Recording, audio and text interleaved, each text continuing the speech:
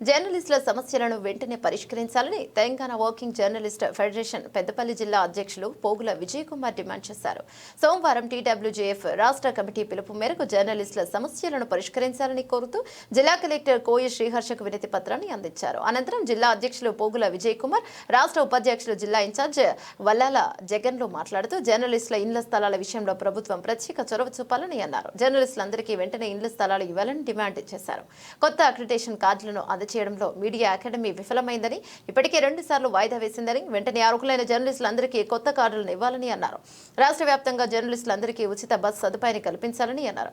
కార్యక్రమంలో జిల్లా ప్రధాన కార్యదర్శి సుంక మహేష్, రాష్ట్ర కార్యవర్గ సభ్యులు ఫనీ సుదర్శన్, నాయకులు ఇరుకుల వీరేశం, షాబీర్ పాషా, సబ్బు సతీష్, చొప్పరి సుమన్, పూసాల రవి, జంగపల్లి సాగర్, సల్పాల ప్రశాంత్, శ్రీనివాస్, శోభన్, ప్రభాకర్, స్వామి, సయ్యద్, నషీర్లతో పాటు పలువురు జర్నలిస్టులు పాల్గొన్నారు.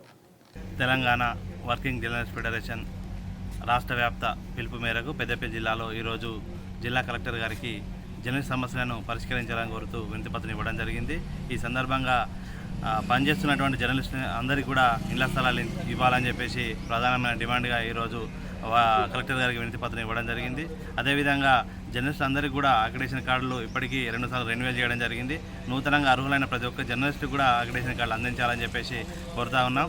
అంతేకాకుండా హెల్త్ కార్డులు కూడా పనిచేయని పరిస్థితుల్లో ఉన్నాయి. హెల్త్ కార్డులను కూడా వెంటనే అన్ని హాస్పిటల్లో, ప్రైవేట్ హాస్పిటల్లో మరి కార్పొరేట్ హాస్పిటల్లో పనిచేసే విధంగా చూడాలని చెప్పేసి కూడా కోరడం జరిగింది. అదే కాకుండా జర్నలిస్టులపైన దాడులు జరుగుతూ ఉన్నాయి. ఈ దాడులను కూడా అరికట్టాలని చెప్పేసి జర్నలిస్టుల రక్షణ కోసం ప్రత్యేక చట్టాన్ని కూడా తేవాలని చెప్పేసి ఈ సందర్భంగా కోరడం జరిగింది. అంతేగాక జర్నలిస్టులలో పనిచేస్తున్నటువంటి మహిళా జర్నలిస్టులకు రాత్రిపూట ఉచిత రవాణా సౌకర్యం కల్పించే విధంగా ప్రభుత్వం కృషి చేయాలని చెప్పి కోరడం జరిగింది. అదేవిధంగా చిన్న మధ్యతరగతి పత్రికలు కూడా ఎంపానల్మెంట్లో కూడా చేర్చాలి. అదేవిధంగా వర్కింగ్లో ఎవరైతే ఉన్నారో జర్నలిస్టులు అందరికీ కూడా న్యాయం చేసే విధంగా ప్రభుత్వం స్పందించాలని సందర్భంగా డిమాండ్ చేస్తున్నాం.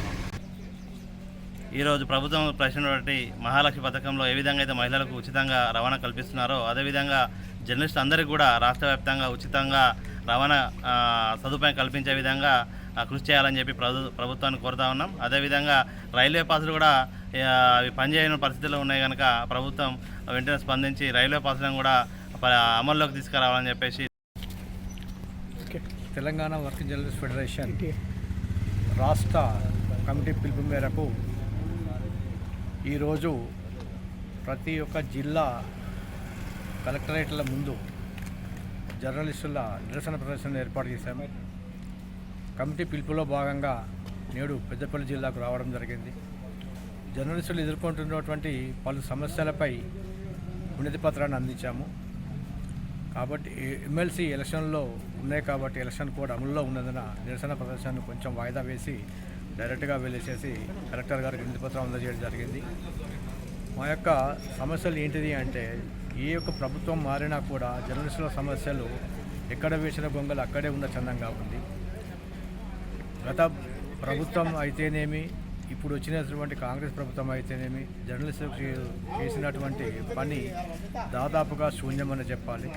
అర్హులైన జర్నలిస్టులందరికీ అక్రిడిటేషన్ కార్డులు ఇస్తామని, ఇల్లు ఇస్తామని, ఇండ్ల స్థలాలు ఇస్తామని, హెల్త్ కార్డులు ఇస్తామని ఇలా ప్రతి ఒక్క హామీని ఇచ్చినటువంటి ప్రభుత్వాలు అన్నీ కూడా హామీలకే పరిమితం అయ్యాయి తప్ప ఇంతవరకు ఎటువంటి వాటికి మేము నోచుకోలేకపోయాము.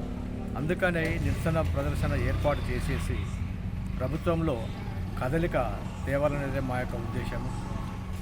ఇప్పటికైనా కూడా ప్రభుత్వం కళ్ళు తెరిచి జర్నలిస్టులు ఎదుర్కొంటున్న సమస్యలన్నిటిపై సానుకూలంగా స్పందించి మా యొక్క సమస్యలు వెంటనే పరిష్కరించాలని ప్రభుత్వాన్ని డిమాండ్ చేస్తాం.